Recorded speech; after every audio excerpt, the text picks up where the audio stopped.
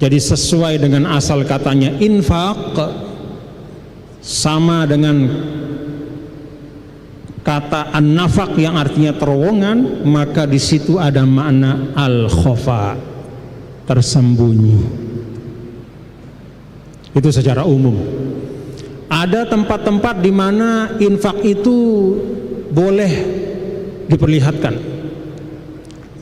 Ada bahkan tempat di mana infak itu disunahkan untuk diperlihatkan, ada juga. Tapi secara umum, sesuai dengan namanya infak, itu adalah sesuatu pemberian, sesuatu proses mengeluarkan harta yang hanya dia dan yang diberikan serta Allah Subhanahu wa ta'ala yang tahu, tidak untuk dipamer-pamerkan.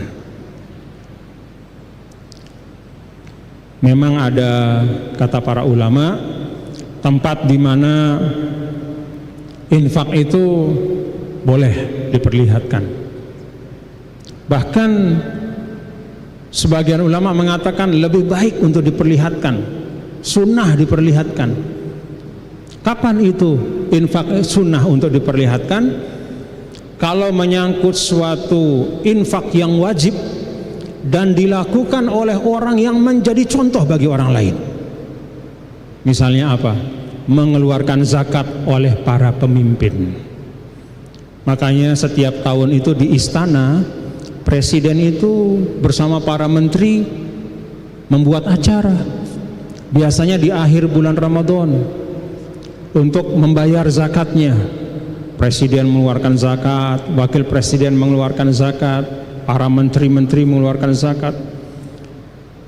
Itu adalah salah satu keadaan di mana memang infak itu disunnahkan untuk diperlihatkan. Kenapa?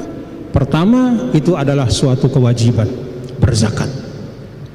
Yang kedua, orang-orang yang mengeluarkannya itu adalah orang-orang yang yuqtada bihim, orang-orang jadi teladan, para pemimpin.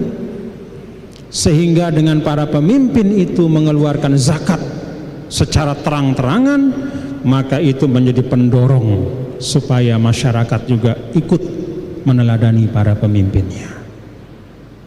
Itu keadaan yang khusus ya. Tapi kalau infaknya itu infak biasa, lalu orang yang memberikannya pun tidak ada kekhususan, maka lebih baik tidak usah dipamer-pamerkan. Apalagi dijadikan jalan untuk flexing, misalnya pamer. Nauzubillah, sayang. Kembalikanlah infak itu pada makna asalnya, yaitu sesuatu yang dilakukan dengan sembunyi, tanpa dipamerkan, hanya diketahui oleh yang memberi, yang diberi, dan Allah Subhanahu wa ta'ala. Bahkan para ulama mengatakan kalau bisa yang diberi tidak tahu, itu lebih baik.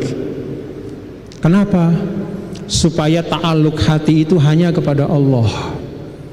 Kalau orang yang diberi itu tahu siapa yang memberi, maka bisa jadi ada perasaan terbebani dari yang diberi itu, lalu ada perasaan ingin diterima kasihkan oleh yang memberi, sehingga kemurnian dan keikhlasan itu bisa berkurang. Jadi kalau kita mampu berinfak dalam bentuk yang paling baik, yaitu hanya kita dan Allah Subhanahu wa ta'ala yang tahu, pakai yang itu. Paham ya Bapak-Bapak? Kalau bisa yang terbaik, kenapa tidak?